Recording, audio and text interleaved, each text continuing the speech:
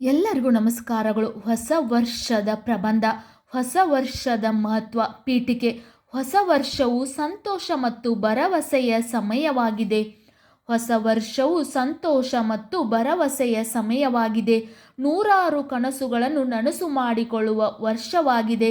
ನೂರಾರು ಕನಸುಗಳನ್ನು ನನಸು ಮಾಡಿಕೊಳ್ಳುವ ವರ್ಷವಾಗಿದೆ.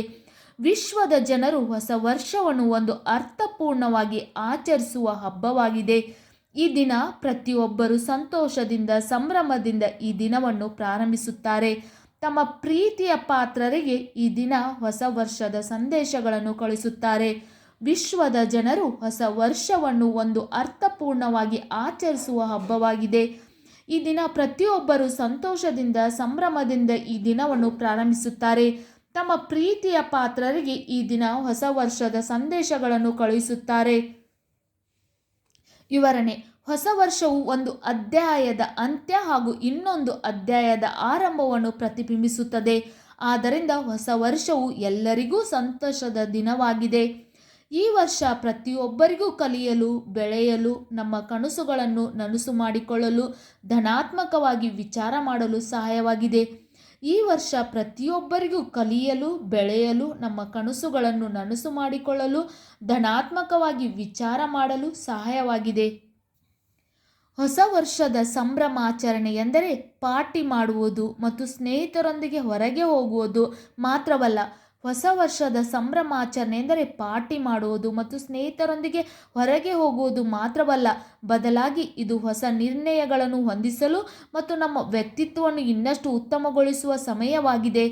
ಹೊಸ ವರ್ಷದ ಸಂದರ್ಭದಲ್ಲಿ ಒಂದು ಅದ್ಭುತವಾದ ಮಾತು ಆಲ್ಬರ್ಟ್ ಐನ್ಸ್ಟೀನ್ ಅವರ ಪ್ರಕಾರ, ಯಶಸ್ವಿಯಾಗಲು ಪ್ರಯತ್ನಿಸಬೇಡಿ, ಬದಲಿಗೆ ಮೌಲ್ಯಯುತವಾಗಿರಲು ಯತ್ನಿಸಿ. ಹೊಸ ವರ್ಷದ ಸಂದರ್ಭದಲ್ಲಿ ಒಂದು ಅದ್ಭುತವಾದ ಮಾತು ಹೇಳಿದ್ದಾರೆ ಆಲ್ಬರ್ಟ್ ಐನ್ಸ್ಟೀನ್ ರವರು. ಅವರ ಪ್ರಕಾರ, ಯಶಸ್ವಿಯಾಗಲು ಪ್ರಯತ್ನಿಸಬೇಡಿ, ಬದಲಿಗೆ ಮೌಲ್ಯಯುತವಾಗಿರಲು ಯತ್ನಿಸಿ.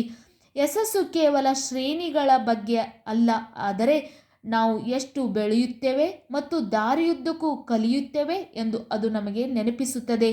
ಯಶಸ್ಸು ಕೇವಲ ಶ್ರೇಣಿಗಳ ಬಗ್ಗೆ ಅಲ್ಲ, ಆದರೆ ನಾವು ಎಷ್ಟು ಬೆಳೆಯುತ್ತೇವೆ ಮತ್ತು ದಾರಿಯುದ್ದಕ್ಕೂ ಕಲಿಯುತ್ತೇವೆ ಎಂದು ಅದು ನಮಗೆ ನೆನಪಿಸುತ್ತದೆ. ಮಕ್ಕಳಿಗೆ ಹೊಸ ವರ್ಷವು ವಿನೋದ ಮತ್ತು ಉತ್ಸಾಹದಿಂದ ತುಂಬಿರುತ್ತದೆ.